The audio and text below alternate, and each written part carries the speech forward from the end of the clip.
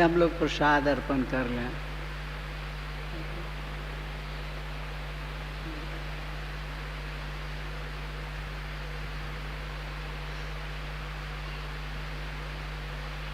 जब गुरु महाराज को हम लोगों ने आवाहन किया है तो सबसे प्रथम कर्तव्य ही है कि उनको प्रसाद अर्पण करें। 2 मिनट के लिए आंख बंद करके ऐसा ख्याल कीजिएगा कि गुरु महाराज की आनंददायिनी शक्ति इस प्रकाश के कण कण में भर रही है और हम सभी भाइयों पर भी उनकी आनंदमय शक्ति की किरणें पड़ रही हैं।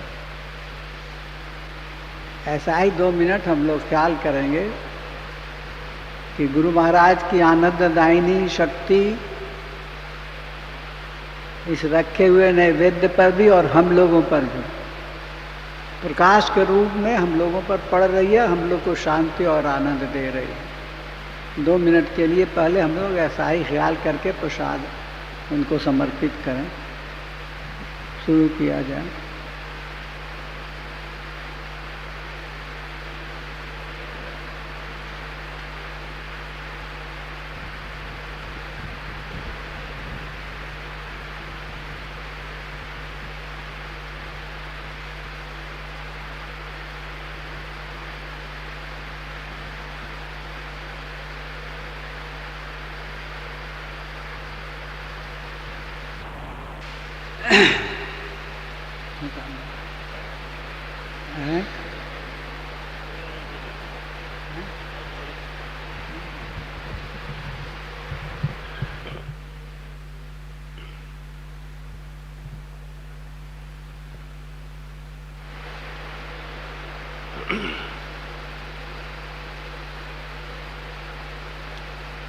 अभी जो हम सब ने तो ध्यान की क्रिया की, पहले हमने बतलाया था कि अति सरल, सुगम और जल्द फल देने वाली है। आप सब जानते हैं, जो अध्यात्म विद्या के विद्यार्थी हैं, 5 कोश होते हैं। अणमय कोश, प्राणमय कोश, मनोमय कोश, विज्ञानमय कोश और आनंदमय कोश। जहाँ तक हम ईश्वर की आराधना करते हैं, भगवान के विभिन्न रूपों की जो हम पूजा अर्चना करते हैं, वो कर्मकांड की साधना और फिर उसके बाद उपासना योग की साधना होती है। ये सारी साधनाएं मनोमय कोश तक की होती हैं। मनोमय कोश को चंद्रलोक भी कहा गया है, यानी स्वर्गलोक। तो जो व्यक्ति शरीर छूटने के बाद उनकी जीवात्मा स्वर्ग में चली जाती है, उसे पुनः वापस आना पड़ता है। फिर एक तरह से वो भी मर्तलोक है, वहां भी जाकर व्यक्ति मरता है और फिर पुनः शरीरधारी या सूक्ष्म योनि में कहीं भी जाए, उनका आना जाना लगा रहता है। ईश्वर की आराधना, ईश्वर का ध्यान, इस सब मनोमय कोश की साधना है। लेकिन हमारे गुरु महाराज की जो साधना है वो विज्ञानमय कोश से शुरू होती है। यह अध्यात्म योग की साधना है। विज्ञानमय कोश में जिनका प्रवेश हो जाता है, शरीर छूटने के बाद फिर पुनः उन्हें वापस नहीं आना पड़ता। इसी को हमने कहा था बेहद का गुरु। और जो बेहद के गुरु होते हैं वो विज्ञानमय कोश से ऊपर की साधना कराते हैं। इस विद्यालय से जो निकलता है, यह यूनिवर्सिटी का क्लास है, फिर वह पूर्ण हो जाता है।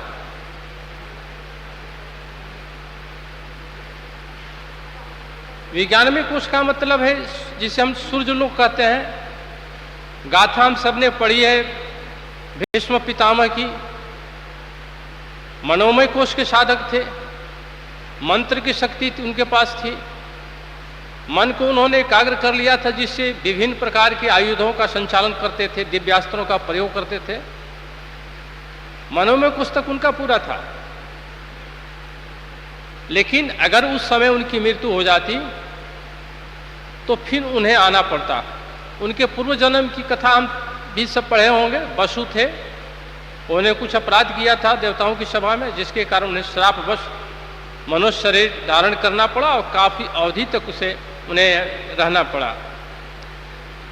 तो चाहते थे कि मैं जब तक विज्ञान में कोश में न चला जाऊं तब तक शरीर न त्यागूं। विज्ञान में कोश का मतलब जहां ज्ञान का कोश होता है, ज्ञान वही है जहां प्रकाश है, जहां रोशनी है। इसे सूर्य लोग भी कहते हैं। इस कोश में जिसका प्रवेश हो जाता है उस व्यक्ति को वापस नहीं आना पड़ता है। तो 6 महीने तक उसी बांसया पर पड़े रहे और उनका जो दूषित रक्त था या जो विचार थे भगवान श्री कृष्ण का नित्य शुभत उनको मिला, जिस कारण उनका प्रोग्रेस हो गया, यानी मनोमय कोश से विज्ञानमय कोश में चले गए, जिसे हम लोग उत्तरायण भी कहते हैं। और चंद्र लोक को या मनोमय कोश को हम लोग दक्षिणायण कहते हैं। तो जिसकी पहुंच विज्ञानमय कोश में हो जाती है उन्हें पुनः वापस नहीं आना पड़ता। फिर वो आनंदमय कोश और ऊपर सचखंड की अवस्था फिर बिना आए वहीं से गुरु उनका दामन पकड़ लेता है, उन्हें पार कर देता है, वापस नहीं आना पड़ता है। तो हमारी यहाँ की जो साधना है, देखन में छोटन लगे मार करे गंभीर, बड़ी सरल साधना, बड़ी सुगम साधना और अति फलदायी और जल्द फल देने वाला यही साधना हमारी है। तो गुरु का ध्यान है वो विज्ञान में कोश की साधना है। गुरु सहज नहीं मिलते हैं। बेहद के गुरु बहुत कमाई करने के बाद, नीचे के कोश पार करने के बाद ही मिलते हैं। एक मरतबा सप्ताही सत्संग में परम पूज्य मालिक साहब के यहाँ हम डेहरी ऑन सोन में गए हुए थे। एक नए भाई आए। जब कहा गया कि जो नए हो आगे आ जाए तो आगे आकर बैठे। परम पूज्य ने पूछा कि आप पहले कोई पूजा पाठ करते थे? तो उन्होंने कहा कि जी नहीं, मैं कोई पूजा पाठ नहीं करता था। तब कैसे आए? तो उन्होंने कहा कि साधना का अनुभव मुझे पढ़ने को मिला। तो उन्होंने कहा कि अरे अरे कह के हंसने लगे। फिर उन्होंने कहा कि साधना का अनुभव उसी के हाथ में जाता है जो बहुत पूजा किए होता है, बहुत कमाई किए होता है, उसी के हाथ में जाता है पुस्तक। ये विशेषता यहाँ की हम सबों ने अनुभव किया है और आप सबों को भी हम आगाह किए देते हैं। बस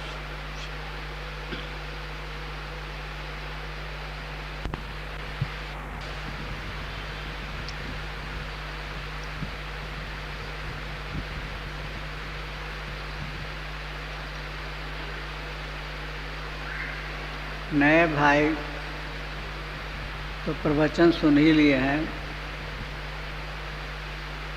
पुराने भाइयों से हमारा यह निवेदन है कि आप लोग तो प्रवचन बहुत सुन चुके हैं।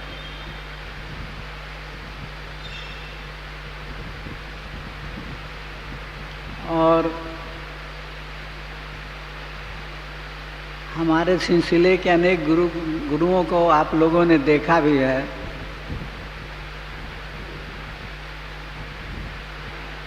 हम लोग एक बहुत बड़ी भूल करते हैं कि जब अपने गुरु पर्दा कर जाते हैं तो उसके बाद उस सिलसिले में जो दूसरे गुरु आते हैं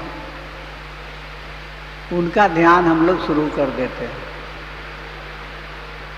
और इसी बीच अगर दूसरे गुरु भी पर्दा कर गए तो तीसरे गुरु का ध्यान शुरू कर देते। ये एक बहुत बड़ी भूल हम लोगों की होती है।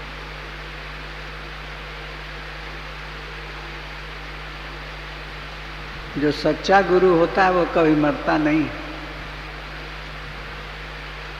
यदि आपका उनसे लगाव सच्चा हो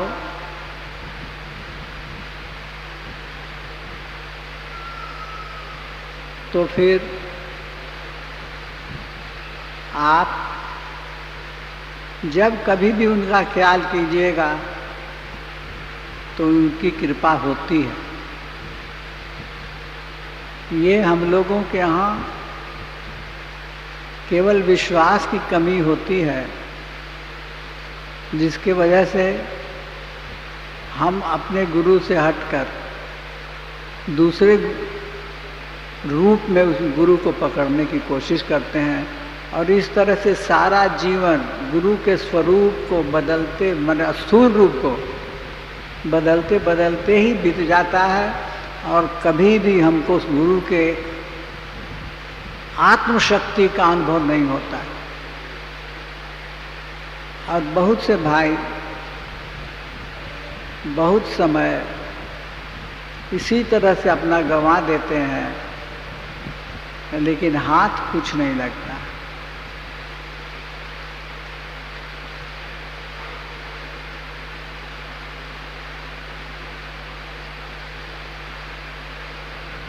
ये एक बहुत बड़ी भूल होती है। कैसे होता है? हम लोगों के यहाँ पुस्तक में लिखी हुई है कि जिंदे जागते गुरु का ध्यान करना चाहिए। अब जिंदे जागते का हम लोग स्थूल रूप ले लेते हैं और इसी वजह से गुरु के स्थूल रूप में परिवर्तन करने लग जाते हैं। लेकिन जो सद्गुरु होते हैं वे सदैव जिंदे जागते होते हैं।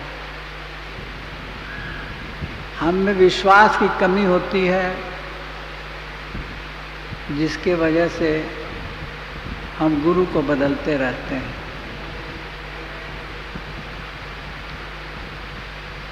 इसलिए अपने किसी एक गुरु पर जिन पर पूर्ण विश्वास है, जिसने आपको इस मार्ग में आगे बढ़ने की क्रिया बताई है, आपको आगे बढ़ने में मदद की है, उनको छोड़ना नहीं चाहिए, उन्हीं का ध्यान करना चाहिए। नहीं तो केवल स्थूल रूप बदलते बदलते हम मनोमय कोश की ही साधना में लगे रह जाते हैं और आत्मिक ज्ञान हम लोगों का नहीं हो पाता।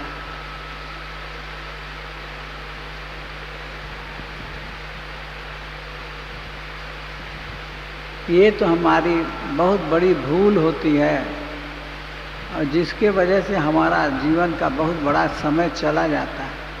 हमारे यहाँ भी यही हो रहा है। गुरु बदलते जा रहे हैं, इसका फल ये होता है कि हम अपने मार्ग में आगे नहीं बढ़ पाते।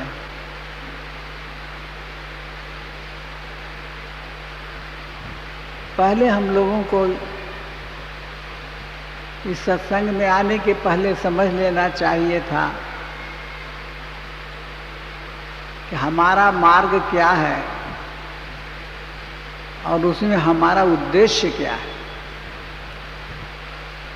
जिस सत्संग में हम जा रहे हैं, जाने के पहले तो समझ ही लेना होगा। किसी भी स्कूल में आप नाम लिखाने जाते हैं तो पहले ही आप समझ लेते हैं कि इस स्कूल में कौन सी पढ़ाई होती है और इसे पास होने के बाद इसका उद्देश्य क्या है। इंजीनियरिंग पढ़ने जाते हैं तो उसका आप जानते हैं, मेडिकल पढ़ने जाते हैं तो उसका जानते हैं। जो भी पढ़ाई होती है पहले हम उसका मार्ग और उसका उद्देश्य जान लेते हैं। उसी तरह से इस सत्संग में आने के साथ साथ या उसके पहले, इसमें कदम रखने के, इसमें एडमिशन लेने के पहले हम सब भाइयों को सोच लेना चाहिए कि हम लोग जिस स्कूल में नाम लिखा रहे हैं उस स्कूल में क्या पढ़ाई होती है और उस पढ़ाई का उद्देश्य क्या है।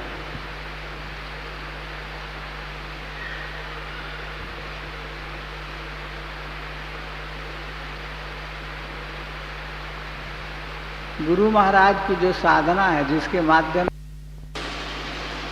जिस स्कूल में आए हैं,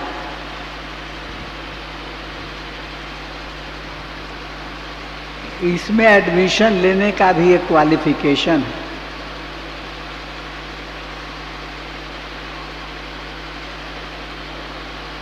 वो है, आप में पहली चीज होनी चाहिए इस स्कूल में पढ़ने की लगन।